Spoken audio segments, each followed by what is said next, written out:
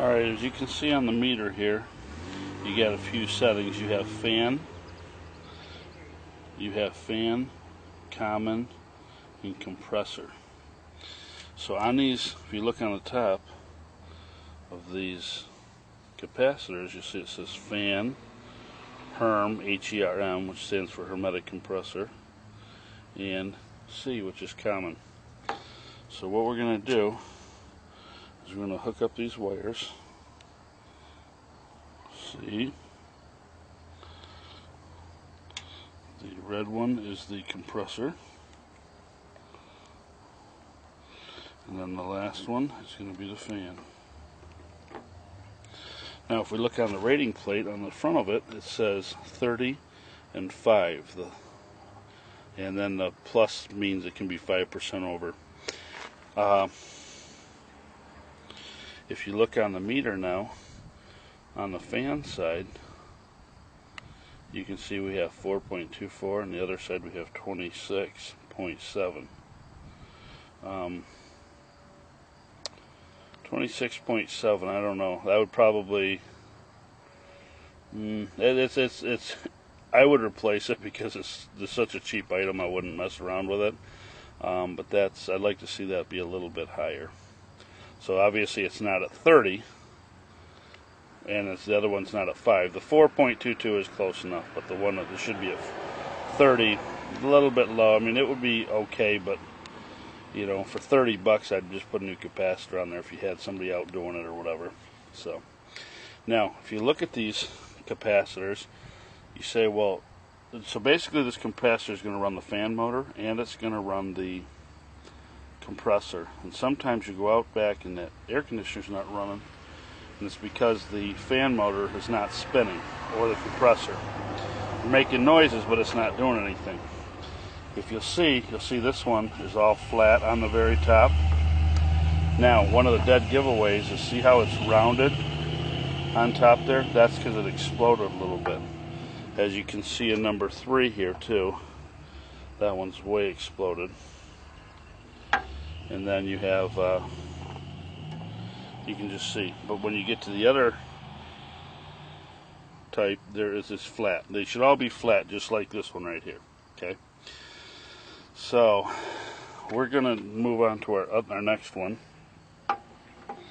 which is going to, that's going to be our C.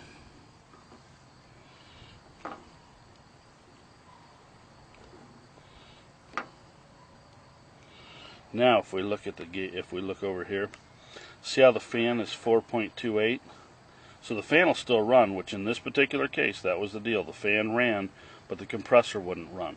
So the compressor side is bad, but the fan would still run. So that's where we're sitting at with that particular one. Even though that whole top piece looks bad, only part of it's bad. Now, if it was completely bad,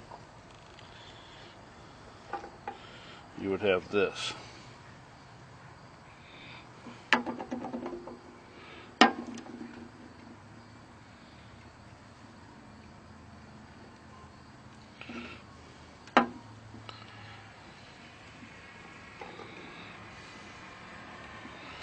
Oops.